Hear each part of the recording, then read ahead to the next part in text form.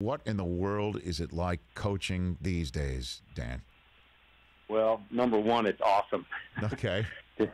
to be back on the field and, coaching and being involved with the players. Like that part, feels exactly like you hope, with the exception of, a mask at practice. And so, communicating, on the field, there's, definitely some nonverbal, sign language that you're having to go through, because on the field you don't get to communicate quite as loudly as you normally do. But being back with the team, and I've been really impressed by these guys. Just the way they came in, the mindset to go after it.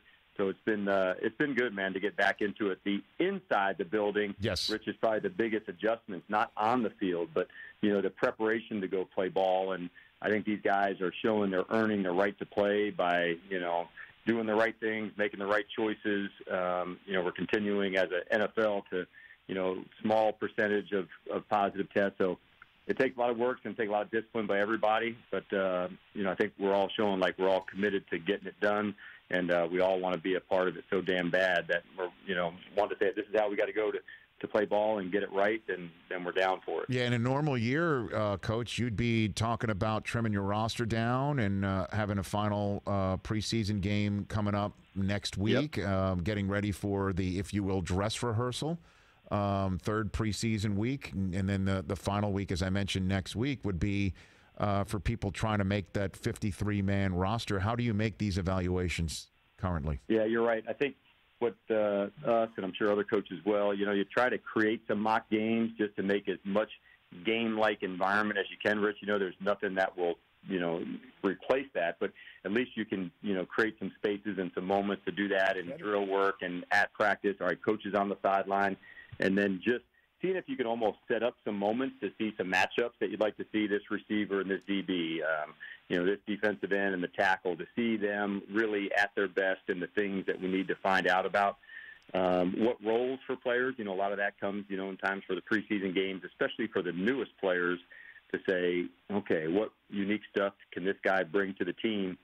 And then the player that's going from year one to year two, those are the guys that usually make the biggest jump. So you can't just assume what he was last year is what he's going to be this year. I think the guy going from year one to year two usually takes the biggest jump. And I think you have to recognize it and see it and say, okay, this is still the process that's taking place. And I think we have a number of those players as well. What about your current rookies who we're looking at on the screen right now, if you're not by television? Yeah. What about these guys? I thought overall, I thought the rookie class came in with a really good understanding and concept, kind of like, taking a semester online, and then could they learn it? And, you'd say, well, anybody can learn the playbook, Dan. Now it's the part of the timing, the accuracy, the decision-making, how quickly they can go. And so they had a very good understanding, more so than most rookies, of the concepts, the playbook. So there's very few mental errors taking place. Now it's a matter of the speed, and can you make full-speed decisions, when the player cuts right in front of you. Those are the things that you're seeing on a daily basis, and